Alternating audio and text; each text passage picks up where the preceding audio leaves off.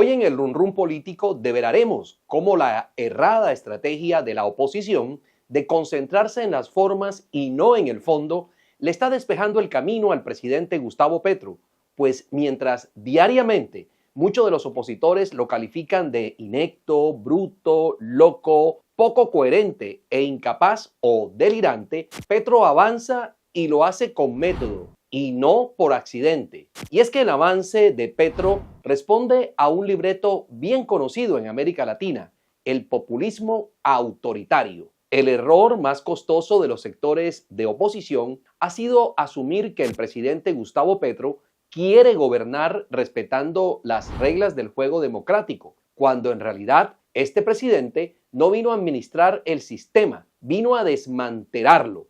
Y para lograrlo necesita que colapse, que implosione. Dicho de otra manera, Petro llegó a patear el tablero y lo está haciendo.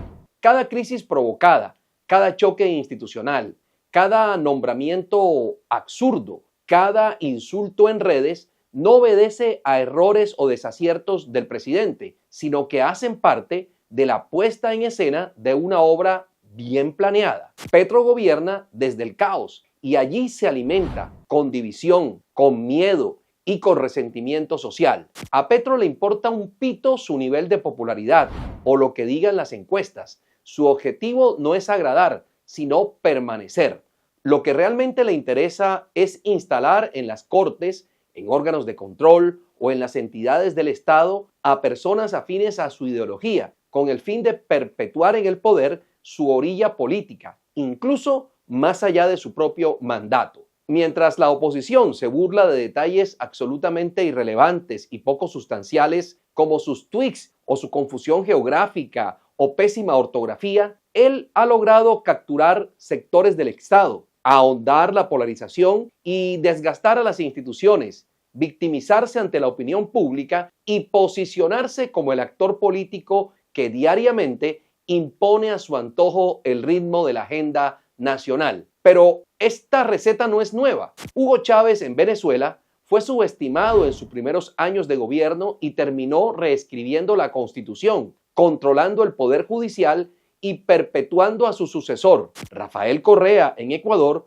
usó su retórica confrontacional para vaciar de poder a sus contrapesos. Evo Morales en Bolivia desconoció referendos y judicializó a la oposición. El dictador Daniel Ortega en Nicaragua, el más brutal de todos, sofocó toda disidencia desde dentro del sistema. Todos aplicaron la misma receta: instalarse por vía democrática para luego corroer la democracia desde adentro. Todos fueron aplaudidos en su momento mientras la oposición se dividía, se burlaba o se acomodaba. El populismo no fracasa cuando el país sufre, fracasa cuando la sociedad identifica su lógica de poder y reacciona a tiempo. Así que el verdadero riesgo no es Petro en sí mismo, sino una oposición fragmentada, egoísta y sin narrativa común, que le enfrente con visión y con propósito. De cara a las elecciones presidenciales de 2026, la disgregación opositora es el mejor aliado del proyecto de ruptura institucional. Entiéndanlo de una vez por todas. A Gustavo Petro no se le va a derrotar caricaturizándolo, se le derrota entendiéndolo. Por una sencilla razón: mientras más se le subestima, más terminará fortaleciéndose. El peligro no es la ignorancia, el peligro es nuestra ceguera. ¿Vamos a seguir riéndonos mientras el proyecto de Petro avanza? ¿O vamos a empezar a explicar o a desmontar y enfrentar la estrategia de Petro? ¿Está la oposición dispuesta a dejar los egos y las vanidades para unirse en defensa de la democracia? ¿Llegarán tarde, como en otros países, o reaccionarán a tiempo? Y es que si esta tendencia continúa, los escenarios del 2026 no serán alentadores.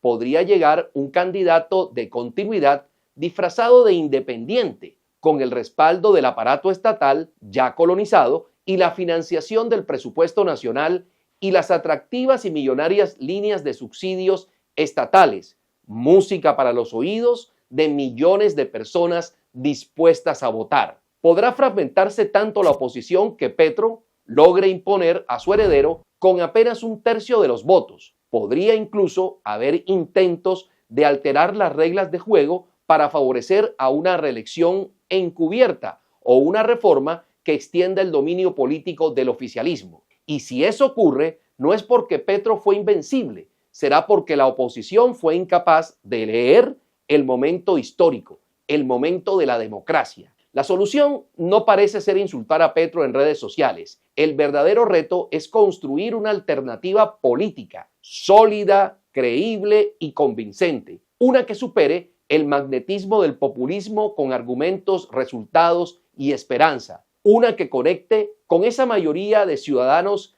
que hoy, sin mayor análisis previo, siguen sucumbiendo a los discursos emocionales del presidente. ¿Estamos listos para construir eso o vamos a seguir regalando el futuro de Colombia? Run Run Político, con las últimas de la política.